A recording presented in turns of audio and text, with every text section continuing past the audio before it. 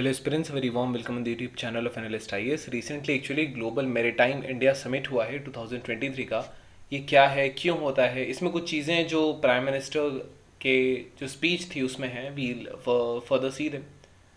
India का maritime sector कितना है, ब्लू इकॉनमी क्या है, इसकी इंपॉर्टेंस क्या है, इसके चैलेंजेस क्या हैं। मोर ओवर जो एक चीज़ और ज़्यादा इंपॉर्टेंट है, it will help you in the mains answer writing, कि गवर्नमेंट कैसे कौन से इनिशिएटिव्स हैं जो ब्लू इकॉनमी को प्रमोट करते हैं। Then we will be sorting out today's prelims and the mains practice question based on this topic. So let's start with YN News. Recently जो भारतीय प्राइम मिनिस्टर हैं, इन्होंने अमृत काल विजन जो है 2047 का, इसको अनवील किया। ये बेसिकली एक लॉन्ग टर्म ब्लूप्रिंट है जो 2023 से 47 तक चलेगा, और ये इंडियन मैरीटाइम ब्लू इकॉनमी के लिए है। और ये ग्लोबल मैरीटाइम इंडिया समिट जो भी मुंबई में हुआ था, वहाँ पे इसको अनवील किया गया। तो इंडिया का मैरीटाइम सेक्टर पहले हम देख लेते हैं। इंडिया की जो कोस्ट लाइन है वो लगभग 7,517 किलोमीटर है, और लगभग 9 ऐसे इंडियन स्टेट्स हैं जो इसको टच करते हैं।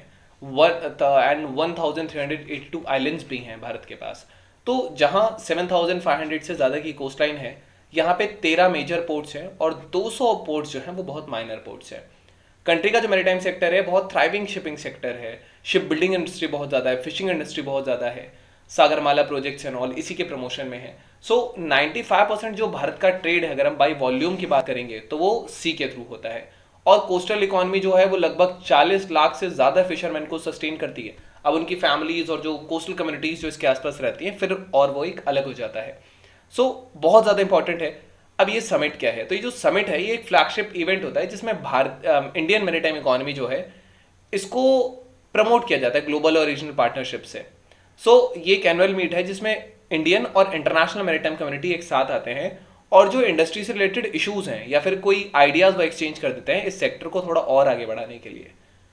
इस इवेंट के दौरान प्राइम मिनिस्टर ने अनवील किया अमृत काल vision 2047। So it is a blueprint for Indian maritime economy.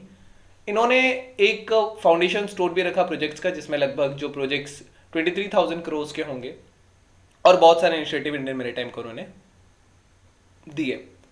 इन्होंने ये भी एम्फेसाइज किया कि भारत का जो रोल है वर्ल्ड इकोनॉमी में ये बहुत ज़्यादा है, और इंपॉर्टेंस बताई एक रिलायबल गुड सप्लाई चेन के लिए। मोरोवर इन्होंने गवर्नमेंट का जो विजन है पोर्ट्स और मैरीटाइम सिक्योरिटी के लिए, इसको आउटलाइन किया कि इसमें ट्रांसफॉर्मेशनल चेंजेस होंगे, इंप्रूव लॉजिस्टिक्स होंगे, एम्प्लॉयमेंट अपॉर्चुनिटीज इंक्रीज होंगी। So these are the things. एक चीज़ जो इन्होंने कही थी, इन्होंने कहा था जो भारत का कमिटमेंट है make in India make for the world. तो ये इंपॉर्टेंस और जो ब्लू इकोनॉमी की है ग्रीन प्लैनेट के लिए, वो सारी चीज़ों पे इन्होंने एम्फेसाइज किया था। ये भी मेंशन किया गया था कि जो ग्रोथ है मैरीटाइम टूरिज्म का, या भारत का जो एम है कि वो एक ग्लोबल क्रूज हब बन पाए स्टेट ऑफ आर्ट इंफ्रास्ट्रक्चर या शिप बिल्डिंग वाले केस में। सो इकोनॉमी क्या है, blue economy. World bank blue economy को डिफाइन करता है, और वो कहता है कि ओशन रिसोर्सेज का सस्टेनेबल यूज इकोनॉमिक ग्रोथ के लिए, लाइवलीहुड जॉब को इंप्रूव करने के लिए, वाइल सेम टाइम ओशन की जो हेल्थ है उसको प्रिजर्व करते हुए या इकोसिस्टम को प्रिजर्व करते हुए। तो ये एक ब्लू इकोनॉमी है।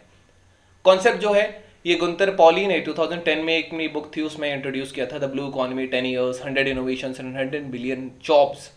सो इसकी इंपॉर्टेंस की बात करेंगे तो फूड सिक्योरिटी के लिए बहुत ज़्यादा जरूरी है। जो फिशरीज है, एक्वाकल्चर है, तो ये बहुत इंटीग्रल कंपोनेंट है ब्लू इकोनॉमी का। ये एक सब्सटेंशियल पोर्शन जो वर्ल्ड का प्रोटीन सोर्स है जो कि फिश है, वो यहाँ से आता है। तो इस सेक्टर में सस्टेनेबल प्रैक्टिसेस जो हैं ये बहुत ज़रूरी हैं ताकि ग्लोबल फूड सिक्योरिटी बनी रहे।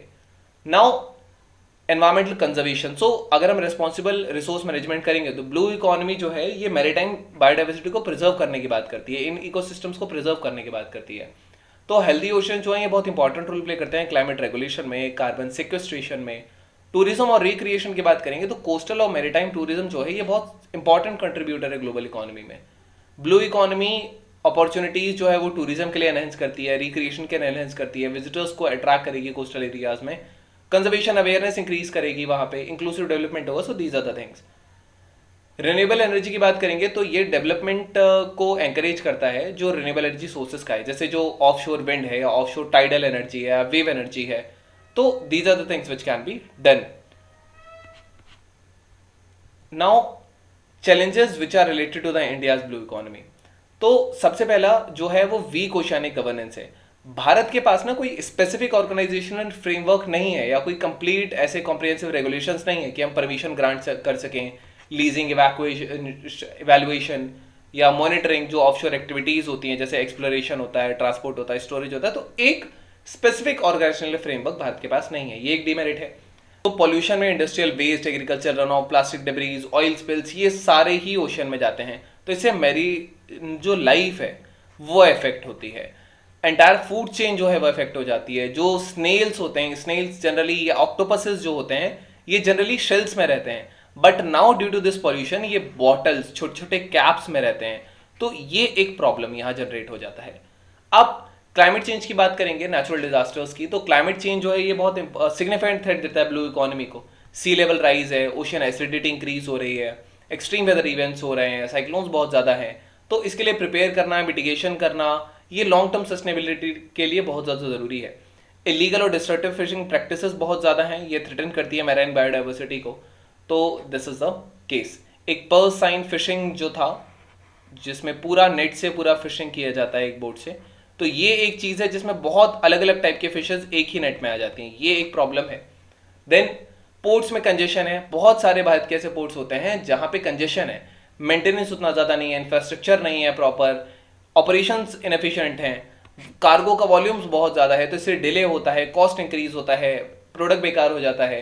इलीगल, अनरिपोर्टेड, अनरेगुलेटेड फिशिंग बहुत ज़्यादा हो रही है। और भारत के एक्सक्लूसिव इकोनॉमिक जोन के बाहर इंडियन नेवी की बात माने तो लगभग 200 से ज़्यादा जो चाइनीज फिशिंग वेसल थे, इनको देखा गया था इंडियन ओशन में। अब ये जब आएंगे तो ये फिश स्टॉक डिप्लीट करेंगे, मैराइन हैबिटेट डिस्ट्रॉय करेंगे, और मोरओवर जो लोकल फिशरमैन है वो एक डिसएडवांटेज पर होंगे, बिकॉज यहाँ टेक्नोलॉजी ज़्यादा होगी और जो लोकल फिशरमैन है इनके पास कम होगी। तो ये कोस्टल कम्युनिटीज़ को इम्पैक्ट करेगा, स्पेशली खास करके डेवलपिंग कंट्रीज में, इंडिया, श्रीलंका जैसे हो गए, तो इन पर बहुत ज़्यादा असर पड़ेगा। गवर्नमेंट के इनिशिएटिव्स अगर हम बात करेंगे ब्लू इकोनॉमी के लिए, तो डीप ओशन मिशन है, ओ स्मार्ट है, इंटीग्रेटेड कोस्टल जोन मैनेजमेंट है, नाविक है, सागरमाला प्रोग्राम है, डीकार्बनाइजेशन है मैरीटाइम सेक्टर का, हरित सागर ग्रीन पोर्ट गाइडलाइंस है, नेशनल लॉजिस्टिक पोर्टल्स है, सागर सेतु ऐप है, मेजर पोर्ट अथॉरिटीज एक्ट 2021 है, इंडियन वेसल्स एक्ट 2021 है, इंटरनेशनल कंटेनर ट्रांसशिपमेंट पोर्टल है गलात पे। तो इसमें से आप 4 से 5 भी याद रखेंगे तो that would be more than sufficient. Now we have our today's prelims practice questions, so consider the following statements. The Global Ocean Commission grants license for the seabed exploration and mining in the international waters.